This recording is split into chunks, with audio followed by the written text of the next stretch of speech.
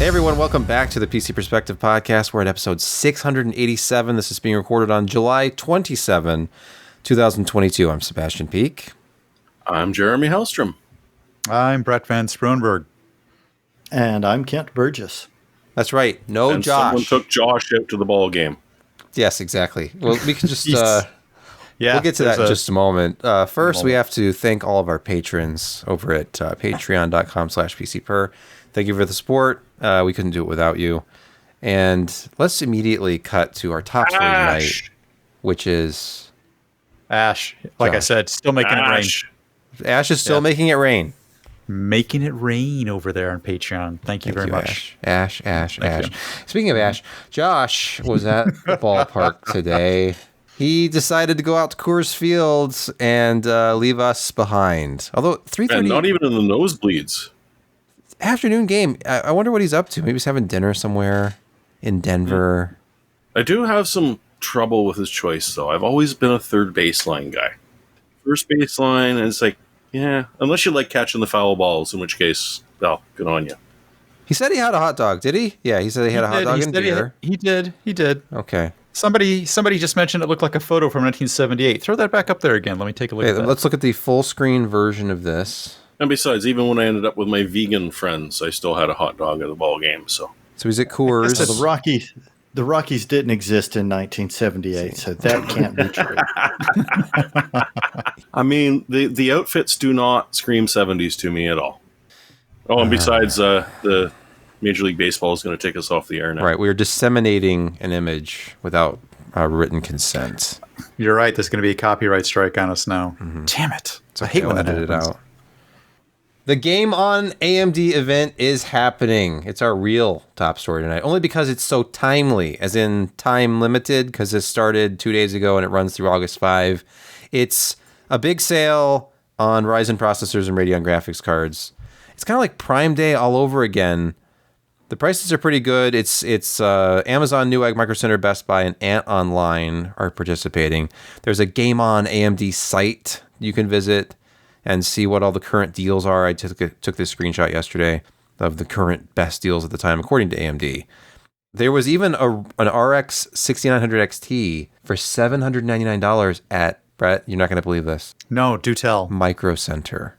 What? I know. It's my shocked face. I said, Whoa. if those fortunate enough to live in close proximity to a Micro Center will enjoy some of the best deals, as usual. But don't worry, if you don't have a Micro Center nearby, you can check out Amazon. There's a bunch of good stuff on here, like this Power Color RX 6600 for just $279.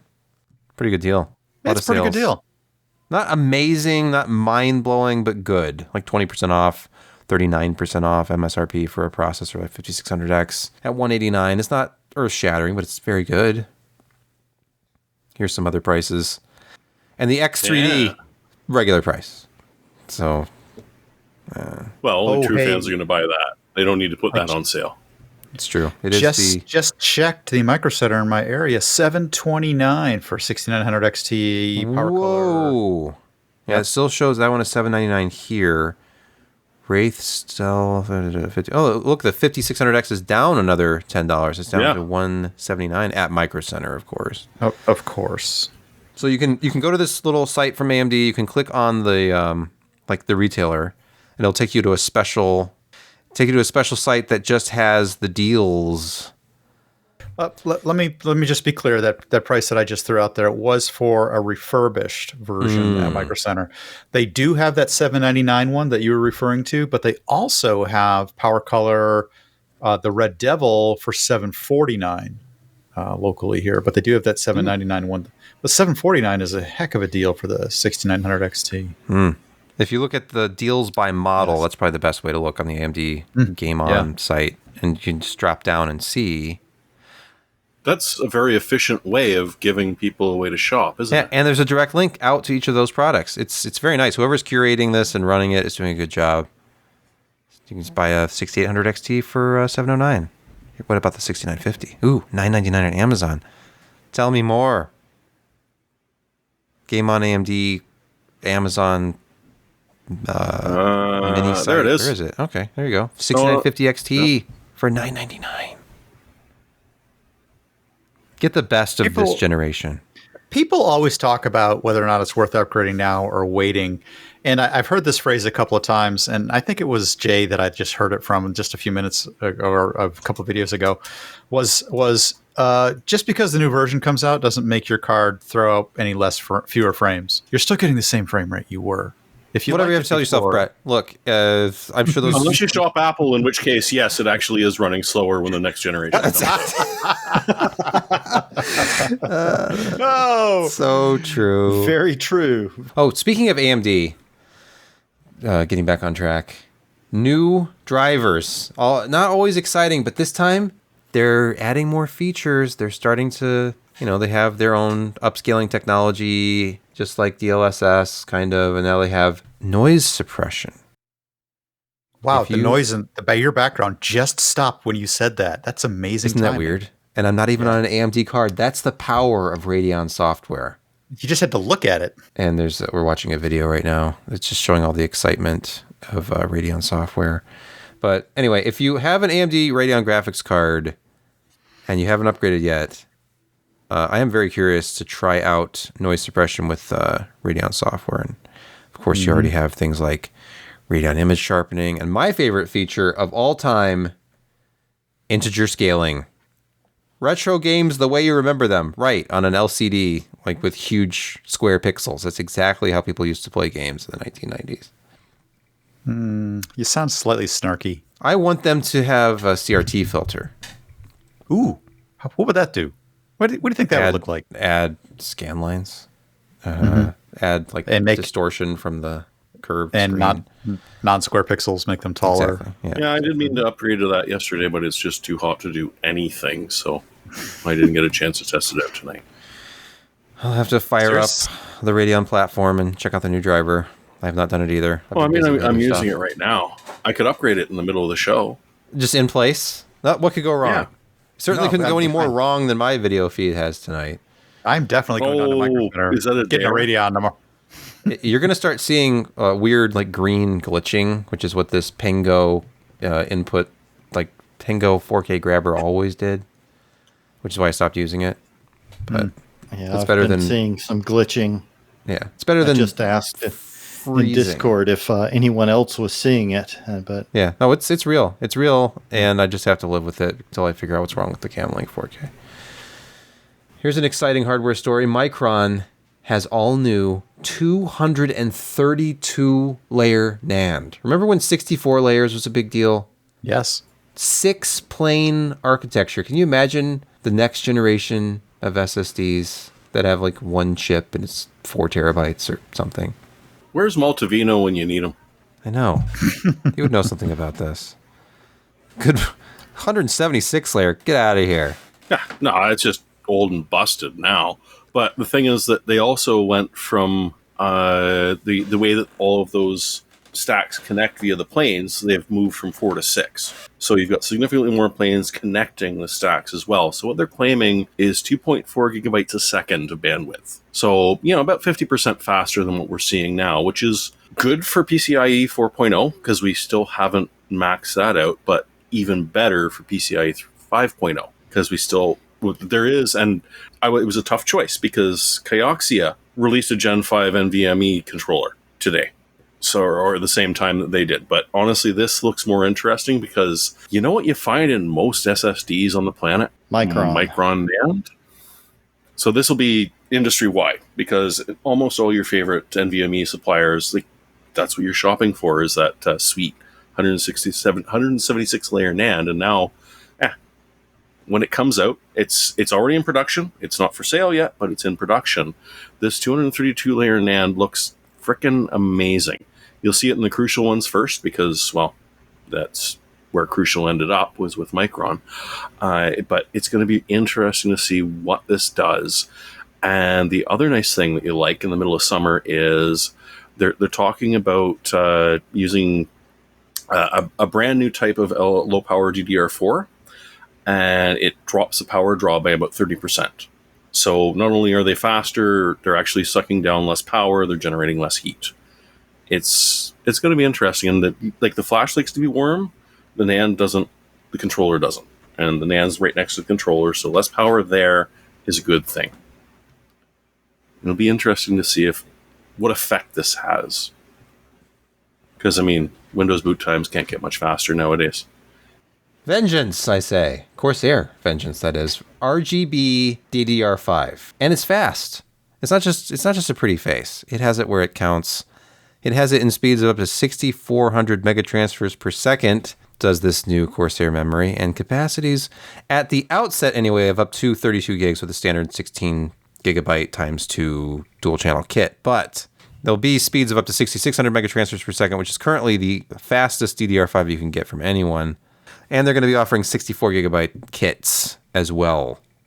But the aesthetic impact of RGB can never be overstated, obviously. So feast your eyes on 10 zones of fully addressable lighting with a 360-degree view at the top of each module. If you're watching the video, you can see this vanity shot here of a completed system with some colorful fans and matching memory. And I copied over all the current SKUs on the CORSAIR website. So the prices range from $224.99 for a 32 gigabyte kit of 5200 CL40. I want the one I can't afford. Well, if you have to ask how much the 6600 CL32 is, then you can't afford it. They haven't announced the price. But that's also great news. They've actually designed DDR5 6600 at CL32. Yes. It'll cost, but it means that we should see CLs coming down, because CL50 just disturbs me. Thankfully, none of these offer that, but... What I find interesting, and you can see it just looking at this list, as the speeds go up, the latency goes down, and it seems to be that with every vendor out there. Why? I don't get it. Maybe it's because... G-Skills kits were not quite like that. Their 6000 kit has a CAS latency of 30, and the 6400 kit that I got is 32. It looks horrific because the latencies are high, but at the same time, the frequencies are so much higher that you do the math and it's not as bad as it looks, but still, like, there are certain built-in latencies that happen. Hey, Sebastian's back. I've been back. Yeah. There he is. I was actually trying to figure out how to... with the Black Magic card. Trying to figure out how to add a audio delay in vMix, and I don't see how to do it. I don't. You can do it in OBS easily. You can put in like however many milliseconds you want. You can always start routing. You can start routing through OBS before you send it out. But no, this reminds me of the day was when Ryan was trying out the Black Magic cards, and they kept overheating in the middle of the show and just dying. I think I need to put a heat sink on the Camlink 4K. I think you might want to, and maybe a fan pointed at it. The one thing I've done differently so far is I took the little extension USB cable off of it. So I just have it plugged directly into the motherboard, so maybe the USB cable is at fault. Can you design a custom water cooling loop for him? That'd be great. A tiny water cooler for the Camlink 4K. It would probably be fine if you just cracked the case and just had the raw little PCB hanging out of the USB socket. Or I could put a tiny fan on it. That wouldn't sound obnoxious at all during the show. I don't know if you guys remember, I've talked about the topping headphone amp that I've got that I'm on my third one of, because the first two died both within a couple of months. And when I got the third one, I got it from a place that has the reseller or the seller has a 4-year warranty, but I also put an 80 millimeter Be Quiet fan just on top of it, and it's just fine because I noticed both of the others tended to get quite warm, and this one stays. You can touch the sides and it stays cool, and it's still going. Active cooling, you gotta love it. Sony fixed the Alpha series overheating issue with the later cameras like the one I have. And now I have to deal with the capture device overheating or glitching or something. Okay. Well, welcome back. Speaking of heat-challenged very small systems. On to the next story, which is about a really tiny Intel Core i7 system.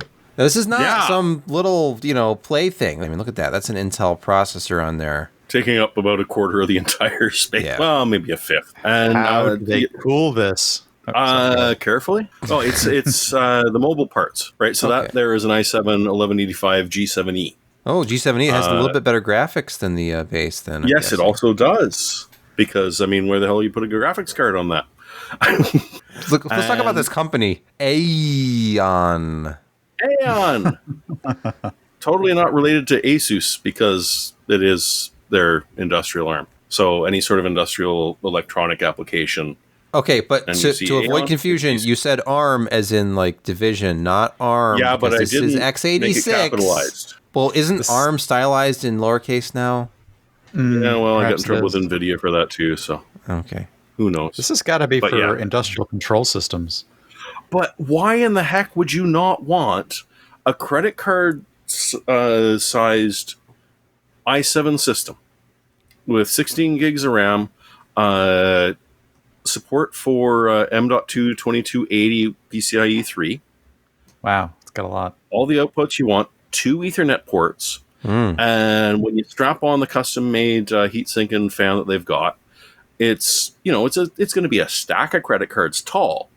Because, I mean, you still got to fit in 2 Ethernet ports, but the overall footprint is a mere 86 by 55 millimeters. They're going to have a Ryzen version of this? They have 2 Ryzen versions of it. Really? You could make your own little Steam Deck the V2000s. device.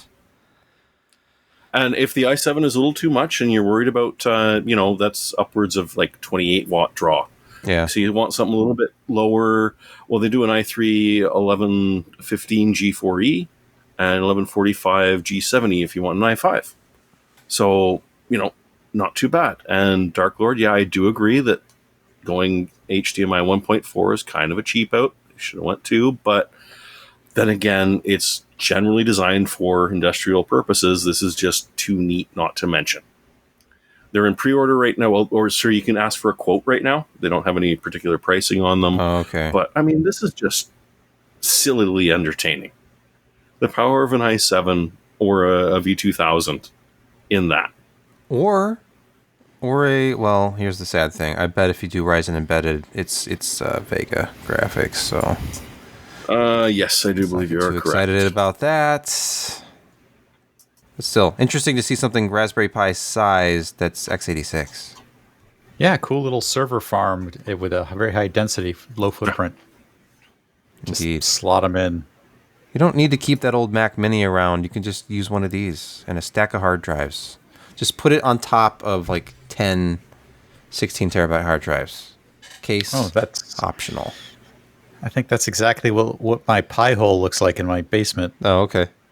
Yeah, it's a Raspberry Pi and a stack of hard drives, and there is a Mac Mini down there, come to think of it. I can't believe it. Of course Really? there is. You have an Apple computer there? Interesting. Yeah, I've been meaning to replace it with like Proxmox or something like that. But Next story. Razer Blade Advanced. Now, we were just looking at a really small system, not necessarily for gaming, but it may be a little light gaming. But this is a gaming laptop, and it feels like the Alder Lake stuff with DDR5 is a little late in coming on the laptop side of things. But here's one. It's the new 2022 model of the Razer Blade 15 Advanced. $3,000, but you're getting an i7 12800H, dual channel DDR5 4800 of unknown latency. I like that. And I looked, and not even Razer was publishing it. Yeah, it's probably 40, 42. And a 3070 Ti to power its 240 hertz 1440p G-Sync 100% DCI P3. Get excited. Tweaktown has that's a nice display. It is a nice display. I think. I mean, they gave it a 90% at Tweaktown. Does Tyler Bernath. And here's some look at the packaging. And the massive 230 watt power brick. Who would have thought that an Alder Lake laptop would need such a large power brick? Well, I mean, it's it's not it that needs it. Let's see. Yeah, that's decent cooling. This doesn't look dissimilar to any other recent gaming laptop I've looked at from anyone like Lenovo or Yeah, Tweaktown said it looks almost the exact same as last year's. Okay. But yeah, that 3070 Ti sucks power. And yeah, it is a lovely old AMI BIOS. Right. I was going to say, what says advanced more than an AMI BIOS that looks like a, Dell laptop from... Yeah, well, 2000. maybe it's a security feature, as we'll get into later, much to my great dismay. Oh, okay, yes. We might actually be a security feature. Yes, dang it. But yeah, $3,000. This one starts at $3,000 for what they picked up. Oh, that was the starting price. Okay. Yeah. Some software. Okay, let's see. What does a 12800H look like in a Razer Blade chassis compared to the MSI GE76 Raider? And what else would you be doing with a gaming laptop than Cinebench R23, of course? No, it's also an i9 with in a 3080 Ti. so, yeah. Oh, okay. So there is the i7-11800H from last year. So that's a better comparison. Let's look. There is a boost, a single-threaded and multi-threaded boost. Mm-hmm. And you have, more memory bandwidth than before. Again, like just an iterative upgrade. Yeah. It's what you want. You don't want to buy a laptop right now with 11th gen. I'm sorry. I don't care if it's on sale. And I have actually an 11th gen laptop I haven't opened that I should be looking at soon. Well, I mean, if it's on like 60% off, 70% off, then yeah, I get right. it. That's the only reason I was even considering still doing it, because it was sent late in the game. And I'm like, why 11th gen? It runs too hot. It doesn't have as many cores. But there are going to be a lot of them out there. This is the first laptop I can remember seeing that's coming with DDR5. There may have been others, but this is the first one I've seen.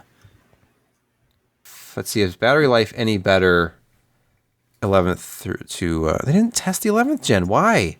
Unacceptable. Go back. Because it kept shutting off the second they turned it on. And Cyberpunk numbers versus nothing. Okay, you don't... All right, I'm not going to... Just, if it takes an extra day to get all the testing done, then wait a day to release the review. That's all I'm saying. All right, so I thought we usually started out with Intel Arc coverage. I thought that was always our lead byline was Intel graphics, and I teased that in the email. Mm-hmm. It's good for us. I have been doing that, and I feel like it's a bit that's kind of run its course. But I mean, if people love it, comment below if you want to see us lead off with Intel Arc news every week, even if it's snarky, or we're just reporting on rumors, or we're just saying, and the news is there is no news because it's still not out and we don't have a review sample. Or it's a quick shot of a still of Ryan. Right. But someone you're now allowed to actually call an Intel shill. I don't think you're a shill if you're actually the head of marketing. But well, I mean, you're a paid that's shill. Your job. That's for sure. It's your job. It's literally your job. You wake up in the morning and... Yeah. So anyway, we love Ryan, but... Ryan... At that point, you're a hooker? Is that what it is? Well, I wasn't going to say that first, but thank you for bringing it up. This is taking a turn. Hi, Mom.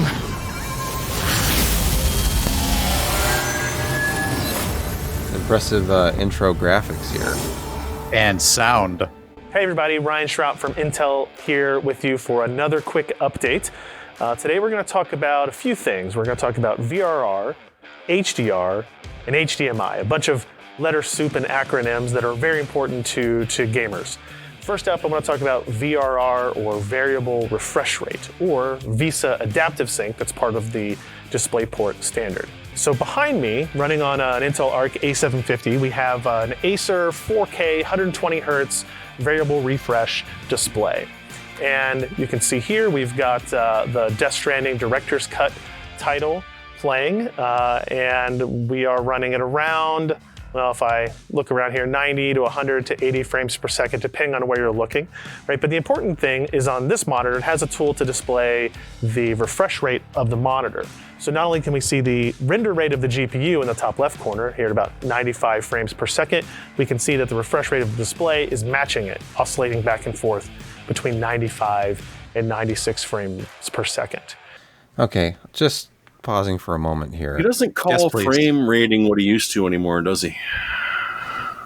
Let's see. Let's skip ahead a little bit. He's talking about render rate. I don't know. Just check out the video if you want to hear. You can see most modern games today support HDR as long as you have a monitor and a graphics card that's supported as well. Here we've got this new Alienware HDR QD OLED screen. It's fantastic. But the problem with any display technology, obviously, is that showing you at home what that looks like and the effect it can have on your gaming is really tough. We've got a camera that's capturing it, it's being compressed, we're streaming it to whatever monitor you have. But luckily, here at Intel, we're, spare no expense. We've got terrific testing capabilities. We have a very accurate, highly reliable external testing device that we can bring in to show you that HDR is working appropriately. Hey, Ken, can you bring over the HDR testing device? Thanks. Hi. Hi, let's take a look at this HDR real fast. Okay. Well, I mean, yeah, it's obviously in HDR mode, first of all, because at the end of the hallway, that's like super bright. I don't know how that's going to translate on the camera, unfortunately, but that's why we have you here, HDR tester. There. I mean, look at how bright that stuff is. It's even just standing looking at the screen, right. It's impressive. Yeah. All right. Well, hey, thanks very much. I appreciate it. So, the HDR tester is Alan. Apparently. For those that didn't notice. Let's pause here for a word from this week's podcast sponsor. We've all had those days where nothing has gone quite right and our brains just aren't working at 100%. The last thing we want to do is answer that same customer question for the 20th time today while still sounding friendly and personable. What if your communications can always come off as a ray of sunshine even on your toughest days? Things like your common customer responses, calendar invite links, or asking for more information can all be expanded with just a few keystrokes. Bam! Enter TextExpander. You can access what you type the most just by typing a few keystrokes, which means you can communicate way better even on your worst days. TextExpander's powerful shortcuts and abbreviations streamline your team's work, so all you have to do is type a short abbreviation, and TextExpander does the rest of the work for you. TextExpander helps drive faster results for customer support, sales, recruiting, engineering, or operations. Here's how it works. Build and collect your most commonly used emails, phrases, and messaging, and more right within TextExpander. Add things like today's date, fill in the blank fields, timestamps, and more to make content feel more personalized. Then expand it. Deploy the content you need with just a few keystrokes on any device, across any app you use. TextExpander is available on Mac, Windows, Chrome, iPhone, and iPad. It's that easy. Check out TextExpander and have a customer-facing happy face no matter your mood. Show listeners get 20% off their first year. So visit TextExpander.com/PCPer to learn more. That's TextExpander.com/PCPer. We return with a story from the Star Wars universe, but the Force is not with this one because KotOR. Is it KotOR? Knights of the Old It's Republic. Knights of the Old Republic. If you want to call it KotOR, you can, but do it better. Okay, fine. KotOR. Yeah, now begins the downswing of the podcast. It's pretty much just all bad news after this. Well, That's apart not from a true. nice I've little got a brief story. Yeah, apart from Kent, who will bring us back. But yeah, so this was promised after LucasArts destroyed Aperion, which was a fan-built, mostly done Unreal 4 engine port of Knights of the Old Republic. And they got killed. They got canned. It was either, we're going to sue the hell out of you or you stop doing this. So they stopped doing it. But Asper Media actually worked, and both Sony, who owns the title from the original game, and Lucasfilms, that owns everything except they only think they do, it's Disney. They just like to say they're not Disney. Said, you know what? If you can make a nice vertical demo on it, so like a demo of a bunch of different levels, just to prove that you've got the idea of it behind, we will totally let you do this remake. And Asper recently said, you know what? We were originally going to do this for the PS5. We were going to move it on to PC as well because there was a lot of negative feedback about not putting it onto PC, and they've decided it's just too bloody expensive to do, and they don't care about us anymore. Which is too bad because this is essentially one of the best Star Wars games ever made. You can argue that KotOR 2 was at least as good, if not better in some parts, but I'm a big fan of the original. Seeing a remake of this, having done like all of the modded projects that have expanded it, they brought it back, all of the original content that was supposed to be in there, but they bailed on. it was just fun.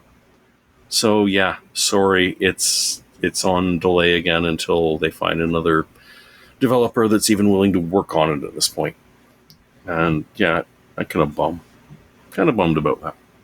Well, speaking of games that aren't coming out anytime soon, GTA 6. We've all been eagerly awaiting GTA 6, haven't we? Right, we have these next-gen consoles. We have, ever faster. Yeah, but now it's woke because it's a Bonnie and Clyde stealth game. Oh. Well, that's only part of it there. That's not entirely the whole thing. There is going to be a female protagonist that is going to be sort of... It's okay. I mean, it worked for Tomb Raider, right? That was what my asinine statement was about. Oh, okay. Yes. Yes, indeed. But this is look like it's pushed. They've been working on this since 2015, or was it 2014? It says like that? apparently in development since 2014. Oh, okay. So that's let's see, 2014, 2022. That's 8 years and counting. Okay. And it's at least a year plus out. Well, I mean, what? GTA 5 PC in 5 hit PC in what, 2013? So yeah, 14 sounds about right. Yeah, I guess so. But GTA 5 still going strong. So if you like that sort of thing, you know where to go to get your fixed, because GTA 6 is not coming to a PC near you anytime soon. So anyway. Well, literally, I'm just delaying because I don't want to talk about this next subject. It's utterly and completely terrifying. Like, I may need to change my pants. Let's all talk about the great big turtle we're all riding on instead. Wait, what about Turtlehead? It's elephants. Does somebody all the way need a down. bathroom break? Brett, you can go. It's fine. No, I'm good. Okay. Why? Is it the red Fine, room? fine. Was there a certain special frequency that one of us... Okay. No. No, it's something I feel deep down in my BIOS. Oh. It's no joke, even though it's called... Oh, wait, it's not comic. It's cosmic. CosmicStrand. This is horrifying. This is... I don't...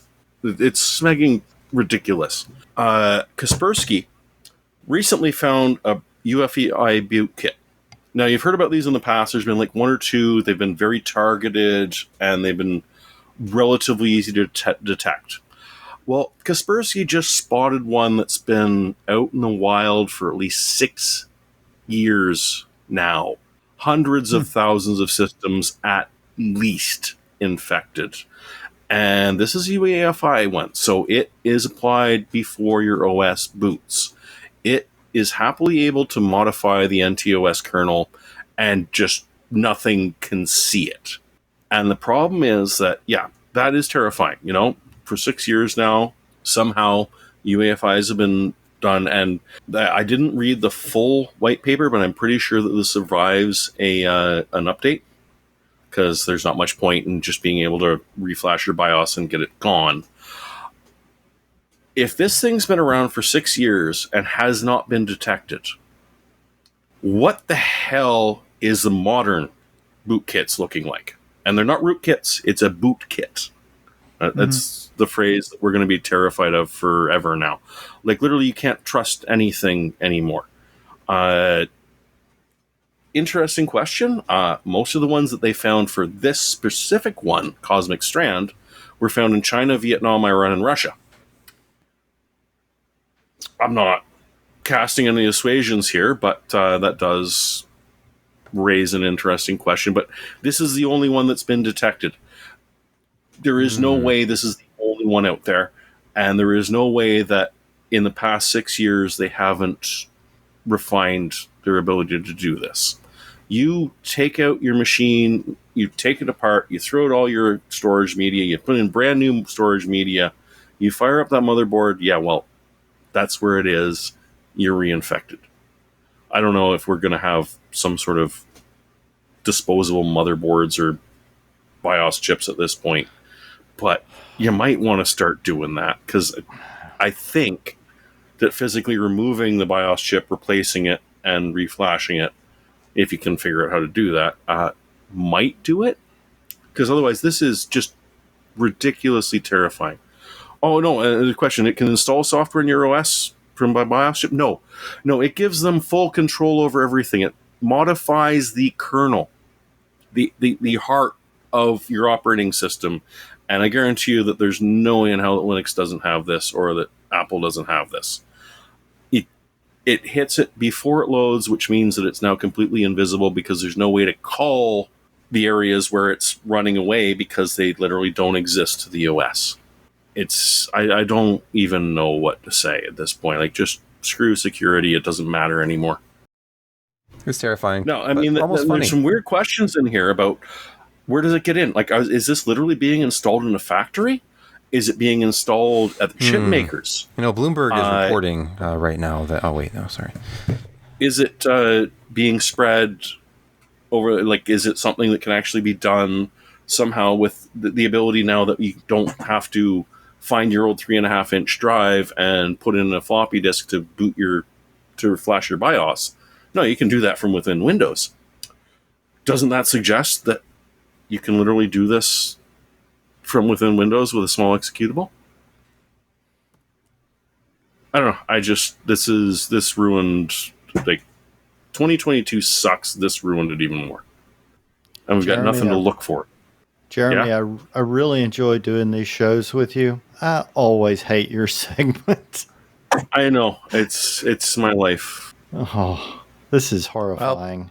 Well, this is beyond Dell's freaking server component, the remote server controller DRAC getting hacked and still not being fixed.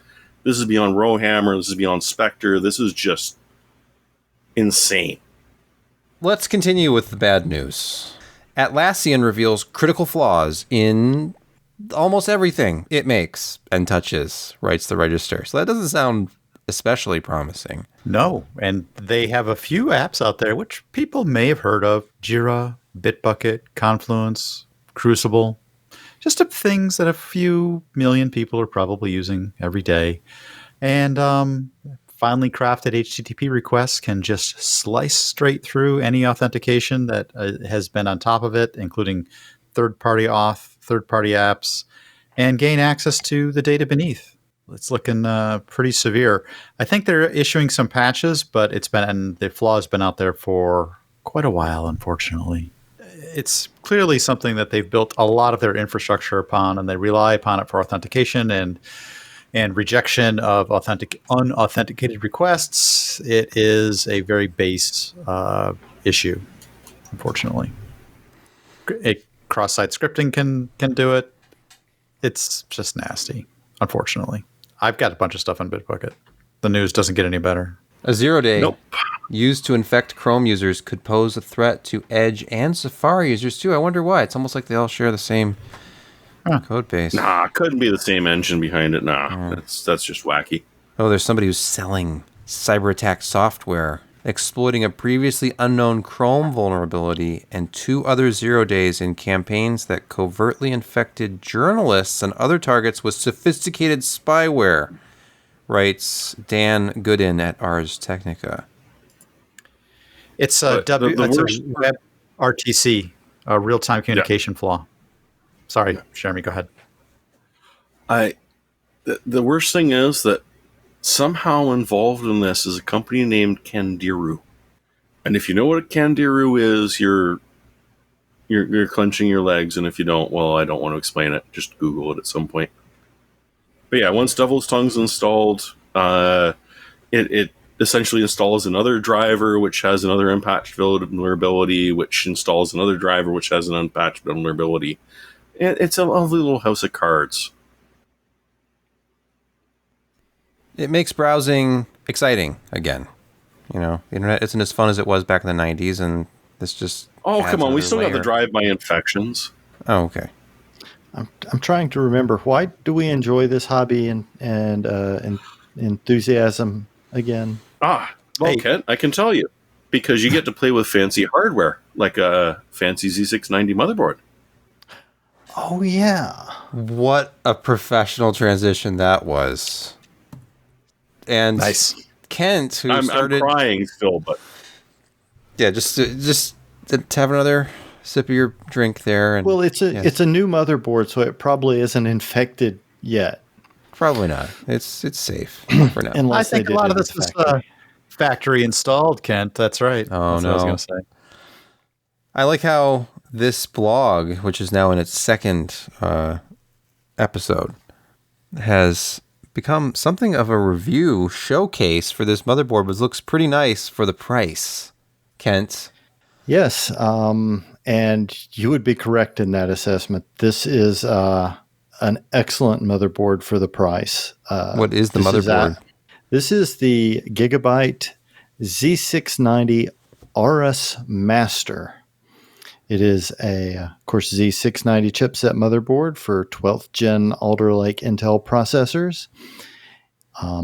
It is an eATX motherboard, so it's slightly wider than your standard ATX, but most cases can still fit it as long as they can fit an ATX. It's not quite standard eATX. Those are, I believe, 10.9 inches wide. This one is only 10.6. So it's not much wider than a standard ATX. The key words really with this motherboard are VRMs, which it has a 19 plus 1 plus 2 power configuration on it. They're all 105 amp power stages, and it has the most massive fin array heatsink I've ever seen on a motherboard. And those 19 phases don't get cool even when I'm pulling 320 plus watts from the processor alone. Wait, don't get cool or don't get hot? Don't get hot. Oh, okay. All right. Yeah, sorry. Apologize. Yes, 320 plus watts from the processor during Cinebench runs. Good Lord. Yes, I'm overclocking the 12900KS. Oh. And it's a blast. So anyway, this is a DDR5 motherboard, so it's on the newest standard. It's got an 8-layer PCB, a full backplate. I don't think Sebastian believed me, but this motherboard is heavy. You claim something like 7 pounds. The shipping weight listed by Amazon B&H Photo, or I'm sorry, the package weight listed by Amazon B&H Photo and Newegg is 6.975 pounds. Okay. And I believe it. And there's not a whole lot of accessories in that. When I felt the motherboard, I said, this thing got to be at least 5 pounds. That's just your basic complement of, stickers and cables and... Yeah, it's power delivery, 8-layer PCB. The back plate is pretty hefty. I did remove the back plate. It is a passive cooling back plate. It actually has thermal pads connecting it to the back side of the motherboard where the voltage regulation modules are attached. Okay, yeah. And hey. Yeah, and the motherboard's just it has the feel of something that is very high quality. It has one PCI Express Gen 4x4 for the M.2 from the CPU. That's in the top slot. That also has a monstrously beefy heatsink on it. That's it in the top right of that photo. Yeah. It has two PCI Express Gen 4 M.2 slots from the chipset, and then the other two are PCI Gen 3. How did you feel about CMOS battery placement, Kent? That's always a big topic around here. Can't forget Maury. My problem is that on my personal systems, I put everything in a hardline liquid cooling loop. Okay. So, and like my current system, I have on both this and the current and the old one. My RTX 3090 is in the case vertically, so you couldn't get to the bottom half of the motherboard anyway. So if you have to change your UEFI battery, then hey, you're probably going to solve your infection. So anyway, the I/O is basically all the USBs all the time. The two USB-C ports you see there are both 20 gigabit. The internal USB-C header for the front panel is also a 20 gigabit port. It has 10 gigabit LAN. It's the Aquantia, isn't it? It's the Aquantia controller. It's Wi-Fi 6E. It got a display port out for the internal graphics, which I actually used when I was first setting it up so that I could just, not worry about having to hook a GPU to it to get everything set up. And honestly, I have had no weird issues at all with this motherboard. I think I mentioned last week when I originally got my Z390 motherboard and the 9900K, I actually couldn't get that to run at default settings. I had to overclock that motherboard and processor to get it to run stably. If you set it at default, it would blue screen in 5 minutes. Craziest thing I've ever seen. This motherboard, it has not cared what I have done. Now, during my overclocking learning with it, I've had a few blue screens and a couple of freezes, but I'm overclocking. That's to be expected. But I have managed to overclock to the 12900KS with this motherboard after sort of learning the ins and outs of the UEFI and the voltage control on it. I've managed to overclock it to 5.5 on 4 cores, 5.3 when all 8 performance cores are in use, and 4.2 on the efficiency cores. That's pretty good. I'm scoring over 30,000 in Cinebench R23 with this system. It's a bulldozer, and not in the AMD way of it. It's just a powerhouse. I just blew my mind when I saw that first 30,000 pop up. This sort of goes back to my first article on this, and even Josh questions why this instead of a Ryzen, when the Ryzen is the, better cost for performance. Especially the motherboard option in too. Right. But I have enjoyed every minute of overclocking on this, and you just can't do that on Ryzen. I mean, you can do a little bit here or there, but you're really, most of it's being taken care of by, settings in the motherboard and AMD's own process within it, which is fine. It's great. I love building Ryzen systems, but man, on my system, I love freaking overclocking on it. Getting it to somewhere where I can run it stable at much faster than it was ever intended to be. And that's where the enthusiasm started for a lot of us, is being able to do that. And you still get that joy with Intel on this 12th gen. And one of the important things to remember, and I actually learned this through something Gigabyte has on their website for this motherboard. Okay. They have an overclocking guide. That's nice. For this motherboard on their website, which is astounding that manufacturers are doing that. So it was it wasn't perfect, but it was a really good starting point, and it helped me find some settings that can be difficult to find in BIOSes.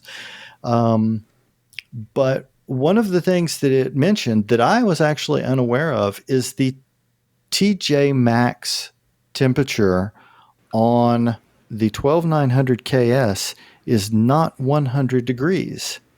It's 115 degrees. I'm sorry? Didn't that used to be a store, the TJ Maxx? Yeah, Yes, TJ Maxx, but, Marshalls, discount resellers. The thermal junction max temperature is 115 degrees on a 12900 KS instead of the 100. Where's this overclocking guide, by the way? I actually didn't find it in the section on that motherboard. I actually did a Google search and it took me to it. And it was just it was specifically dealing with how to overclock a 12900K to 5.2 gigahertz. Okay. But it was obviously done by them. It was well laid out. And like I say, it was very helpful just to have that. And like I say, it really helped me find some of those settings that sometimes you're going, where the hell is this? Yeah. When you're working with a new BIOS. And where is resizable bar again? Oh, yeah. The UEFI on this, I still prefer the ROG layout. But I've also used the ROG layout on probably 8 or 9 different motherboards in my own and my wife's and setting other systems up. So, I'm very familiar with it. But this one is better than any of the other newer UEFIs I've worked with. It's laid out slightly different, but it still felt sort of familiar. There's a couple of quirks in it I don't care for. When you make the selection, it actually functions differently whether you're using the keyboard or the mouse. If you use the mouse to select something, you have to use the mouse to complete the selection. And if you use the keyboard to select a function, you have to use the keyboard. You can't, select something with the keyboard and then click on it with the mouse and have it work correctly. It just doesn't seem to, it just sort of sits there like, what? But maybe it's got the infection. Who knows? But, other than that, a couple of little quirks. I have a question. Sure. Because, the BIOS battery, I miss Maury. Great guy. Still alive as far as I know. He just doesn't hang out with us anymore. How are the M.2 heatsinks? They are amazing. I will say this, though. Now. Actually, it looks like it was just one very large heatsink. Even the chipset controlled 4, which 2 of those are 3.0s, those are, it's still got a massive piece of metal attached to it to distribute the heat. Jeremy, you didn't see this photo? Look at this. That's your stacked. M.2. That looks like a VRM heatsink. That's stacked.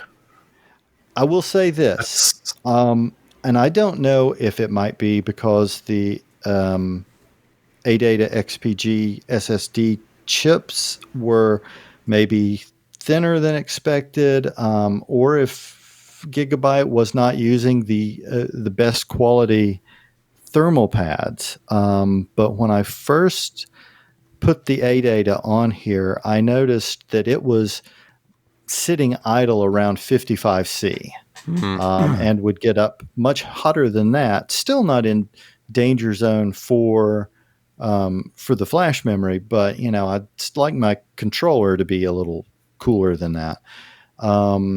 So I actually removed that and I swapped both the upper and lower thermal pads on that particular drive for some 12.8 meter Kelvin pads that I have here. And immediately that SSD was idling at like 32 degrees. And now under load, if I'm doing like a testing of it, it gets up to maybe 47. So, yeah. Yeah, the only issue with the BIOS that I've encountered that is something that I'm just like, the finickiness of the controls is one thing, but I really wish, and I mentioned in the article, the debug LED.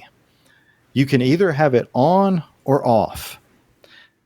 I like to have that on when a system is in post, because if something happens, I don't want to have to go back into the BIOS to turn it on.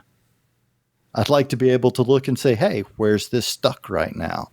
But I don't want those LEDs glaring A-OK at me the whole time the system's running under normal usage. So, yeah, I miss that feature. I wish that they had that available. But other than that, I have no complaints about the UEFI on this system. That's functionally, yeah, probably. Probably. And it's a lot less expensive than an ROG board, which would become very premium. The ROG Z390 Hero that I was using with my 9900K, I want to say it was in the high threes when I bought it. Mm-hmm. The new generation Maximus Hero for the Z690 is $599. Yep. And functionally and specification-wise, aside from one feature, this board has better specs. It has better. Let me guess. Second LAN port. What's that? Let me guess. The missing feature is a second LAN port that they like to charge like an extra $100 for. Oh no, the missing the only thing that the Hero had really, aside from some LED functions, which I don't care.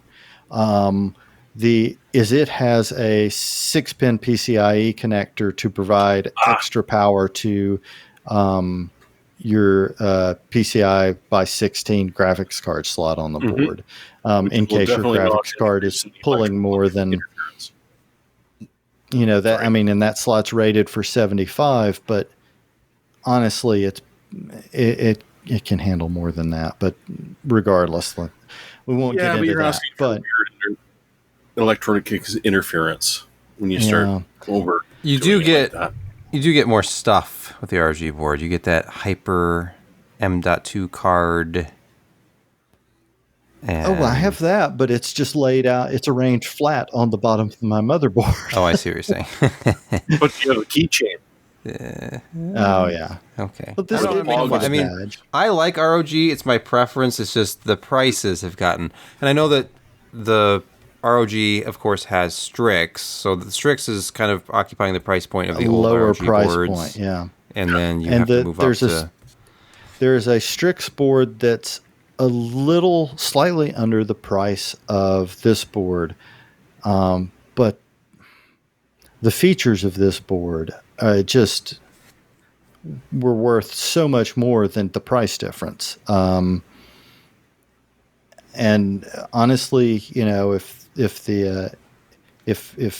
Asus is selling the ROG Hero for $600, if this had been an Asus ROG board, it would be $750. Yeah, but Kent, remember that postcode thing with the ROG board? You get the postcode. Oh yeah, yeah.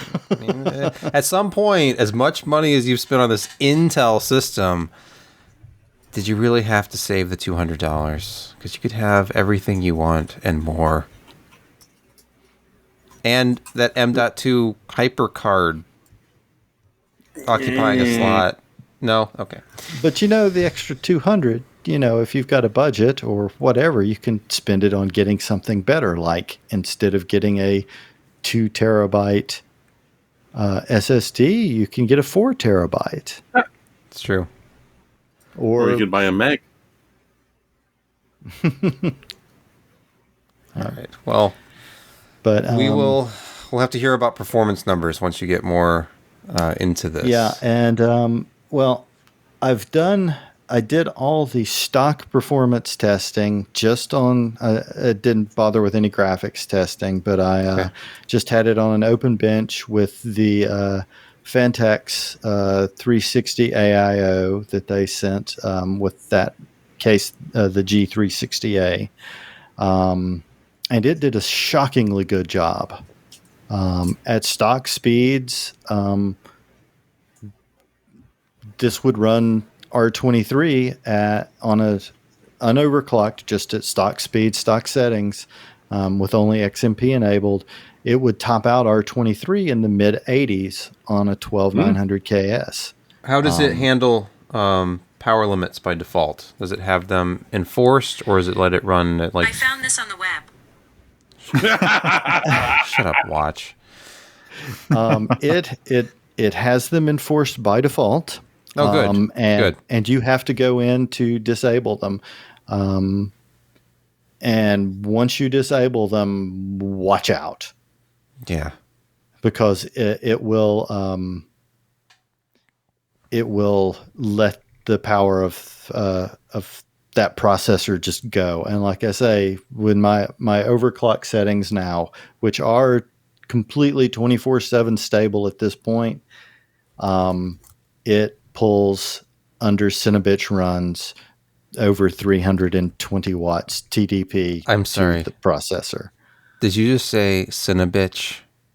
No, Cinnabitch. I think you did. Okay. No. I heard something else. No, that's. My mother's watching, so I didn't say Cinnabitch. No, I think maybe you did. No, and for Kent's mother, I'm sorry for swearing earlier on the show, just for comedic effect. He's lying, by the way. Yes. She's not watching. Why would she be up this late on a Wednesday night watching the PC Perspective podcast live? She sleeps way worse than I do. So What else would you do? That's true. So yeah, I could not be happier with my choice of motherboards. This thing has been absolutely rock solid. It has exhibited no strange behavior. Nothing. It recognized the RAM that I purchased, the G-Skill DDR5 Trident Z5. I got the 6400 kit at 32 cast latency, and it was not on the QVL list, but I risked it. Boom, recognized it immediately. I've been very impressed with this motherboard. And we will hear more in episode 3. Yes, you will. Revenge of... All right, we will move on to picks of the week, which just doesn't feel the same without Josh. In fact, the whole podcast has felt a little different. Oh, come on. I've given him a pick tried my in best everything. to fill in. Did you have more than one link? A&W brought the Whistle Dog back in Vancouver. I have been looking for this since I've been looking for this for almost 40 years. What? Okay. What? It's a hot dog, but they cut it open and they put bacon inside of it. Okay. And craft singles. Do you have Couldn't you make this A&W at down home? there? You don't even know what Couldn't you make A&W this is, at do you? home? Yes, we know. I have a not couple of great. root beer stands, but they are no longer affiliated with A&W. They just say the root beer stand on the sign. Oh, well, then that sucks because you need the A&W Yeah, I beer need the float official. and a whistle dog. Because, oh my God, these things, they look so horrible and they're so good. Okay. Apparently only going to be available in Vancouver for a short time. I might be leaving soon just to find one.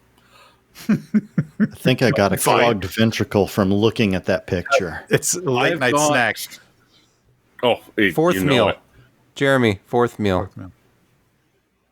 Second dinner, supper, Yeah, dinner. that's true. Second. Like a hobbit. Hobbits have second breakfast and 11Cs. So Yes, you can have and brunch, and then lunch, Lunch and and then second lunch, and then supper, and then tea. or dinner, and Afternoon supper. tea. yeah. Oh, I forgot the tea. Yeah. Anyways, You can't forget if you the have tea. a 3D printer, have I got something for you to print? This is a mathematical form, which hopefully some of you at least remember. This looks like it came from The Legend of Zelda. It looks like a fractal. It is. It's a specific type of fractal. No? All right, fine. Anyways, it's a Sierpinski octahedron, or octahedron if you prefer. It is really neat because it is a visual representation that you can touch of a fractal. depending on how good your printer is, you can make it more and more and more and more complex. And honestly, this is there's a lot of stuff you should put on 3D printers, but this one is pretty freaking neat. You should give it a shot if you've got one, and you have. And I mean, if you're a Zelda fan, you'd probably be also interested in it. But this is definitely something that's really nifty. And the whole idea of teaching kids, because my brother's got one, and he's teaching his wee little daughter about this sort of stuff. It's a mathematical form that repeats itself almost infinitely, depending on how good your printer is. I would highly recommend it. And for anyone that doesn't know what the Thingiverse is, well, the Thingiverse is pretty damn cool. Go search for it. It's a damn sight better than the metaverse. Oh, yeah. Oh, don't they want me to participate in meetings and videos doing something with them? Yes, I know. Well, how could you not? And They so, won't stop. it's like 3D TV. It's really hot and everybody's into it. And then in 2 to 3 years, it'll disappear. Yeah, whatever happened to that? And the active glasses versus the passive glasses. I know. Active shutter, polarized. Doesn't matter anymore. Brett, could you save us, please? No, this is not very exciting, but it is useful. For those of us who have a stack of hard drives in the basement and some server tucked away someplace else, and you want to kind of just pro that up a little bit, and you've got power cables running all over the place, neaten it up with one of these. Yes. $37. It's got surge protection. It's got noise filtering in it. Ooh. It's got plugs on the front and back, and it has rack ears. So you've got that semi-pro feel. It just looks more professional when you can mount it in a rack. It frankly does. That's a damn good price. 38. Yeah. I would get one of these and just use it in my living room. Exactly. The point is that you don't actually have to have the rack ears on it to find this extremely useful. Front access plugs for things that you're maybe moving in and out. Rear access And it's plugs got the flip up for the power switch. for the power switch. And Oh, it's look at that. surge Yes. protection. Yeah, it's protected until you flip it up. Mhm. I don't Yes. just find this... And fusible. It's got a resettable fuse in it. And a 15-foot power cord. A 15-foot power cord, which you could run into a hefty UPS if you feeling particularly jaunty about it. You could, if you had a powerful enough UPS to whatever it is you're plugging into it. But anyway, if you want to feel a It's little one semi-pro, how get could you go wrong? yourself. No, you can't really go wrong. Kent, do you have a pick for us? I do. And do you remember what we said that the KS stood for last week in the 12900 KS? Kent's a shill. That's right. Well, sit down and get ready because I'm about to shill.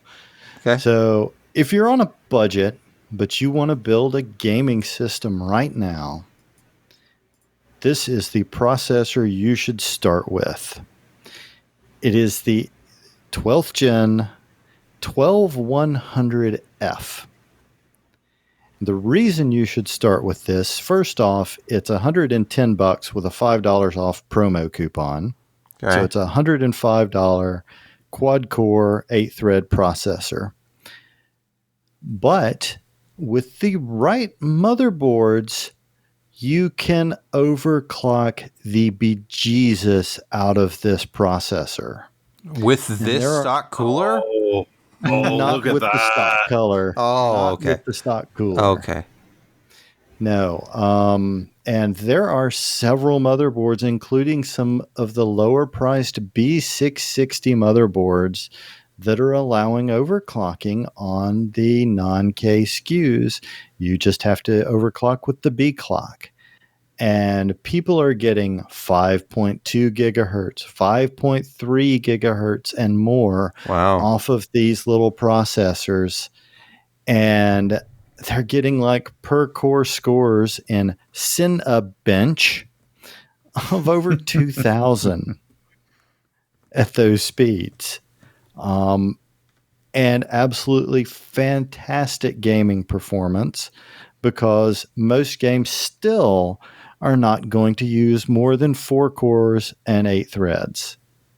And And at that price, you just can't beat it, especially when you can overclock it with a $150, $160 motherboard. This is a great starting place. Now is absolutely a good time to buy PC parts and build a new system. Would you call this the second coming of the Celeron 300A? Is this, in fact, an overclocker's wet dream, as Phil at Phil's Computer Lab calls the Celeron 300A? Now, the thing is, you do have to, and it can be found. I actually was looking this week when I was doing some research on this specific thing. You have to look and see which specific boards will allow for the overclocking. But you can find it online, which boards do. And there are B660 boards that start around $160. ITX, mini, micro ATX, and full ATX boards. And I learned of this through a Der Bauer video a few months ago. He had a ball overclocking one of these because it reminded him of how overclocking used to be, where you could spend a little on a processor and make it fast. That's a man that's not easy to impress. Yes, Der Bauer is not easy to impress. And he said he had a ball with it. He said it was the most fun he had had overclocking a stock processor in a long time, just because you can actually get some really valuable performance gains out of it. But even if you're not into that, this thing still games very well at stock speeds. Boost on it's 4.3 gigahertz. So, yeah, and it's $105 right now. Is it just the 4 cores? Is it hyper-threaded? 4 cores hyper-threaded, Okay. yes. So it's kind of baseline for modern gaming. Yeah. All right, excellent. Well, that concludes Picks of the Week. I don't have one this week. And thank you for listening, watching, as we've concluded another exploration of the week that was in PC hardware and software. And so we say goodnight. Security theater. And security and games that will never be released. Games you can't buy. Yeah. But graphics cards you can. For now. At the moment. And don't wait too much longer. Federal interest rate was raised again by 0.75 today. It's just dawned on me, a perfect new business.